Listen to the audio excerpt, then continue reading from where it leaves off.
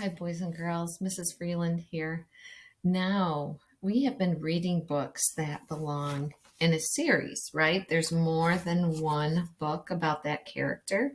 And so there's multiple books, so we call that a series.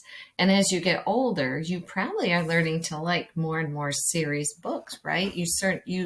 Maybe you read one book from a series and you really like it, so you decide to try another one and you get to know the character even better. And as you read that second book or that third book in that series, you start to kind of know what's going to happen to the character, don't you, boys and girls? So why is it that you know what's going to happen to a character in a series after you've read a couple? Is there a pattern? Does that character kind of have the same type of story over and over again, but the story's a little different? Does that character kind of have the same kind of situations? I was thinking about that when I started reading the Boris books. And when I started reading the first one, I thought, oh, what is Boris like? And then I read the second one. And that made me think about the first book that I read and how I knew they were kind of the same. And that told me that probably there's a pattern with other Boris books. Now, the first thing I noticed is that when you opened them up, they always began the same way with meeting Boris, right? Meeting his family and where they live and things about him and what he's like. And then it starts with chapter 1. So there's a little pattern of how the Boris books always start. But then I was really thinking about the stories. And in this story about Boris on the move, right? Boris had an imagination about something. He wanted to try something. Then he got a little scared and he was disappointed, but it turned out good in the end.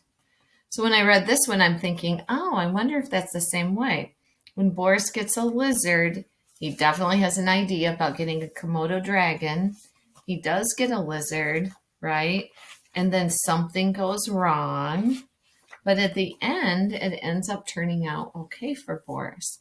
So I'm seeing a pattern in those Boris books. And then I was wondering, how about some other series? Are there patterns? If you've read the Curious George books, you know that George is a monkey who lives with the man with the yellow hat. And George always gets into some kind of trouble, even though he doesn't mean to, and makes a big mess, but then it kind of turns out good in the end for George. Another book series I was thinking about were the Froggy books, right? And the Froggy books always has Froggy trying something new or going somewhere, and something happens to him where usually he's kind of uncomfortable or he gets embarrassed easily. And then he makes a mistake, and at the end, it all works out, and he kind of gets over feeling embarrassed about something. So I'm seeing a pattern in these books. So if I pick up another Froggy book, as a reader, I'm already thinking, I wonder what Froggy's going to be embarrassed about in this book. Or I wonder what kind of mess George is going to make in this book. Now that I've read the Boris books, I wonder what crazy idea Boris will get and how it will turn out wrong, but then turn out good in the end. So boys and girls, as you read a book that's in a series, you start to see the pattern of what happens to that character. And that's not an accident. It's something that the author develops, that they really like this pattern. Then they write more and more stories that fit the pattern, or maybe break the pattern in a little way to see if you're paying attention. So what you're going to do today is, as you read, you're going to tag the pages with a sticky note with a P when you think you see a pattern happening in your chapter book that's in a series.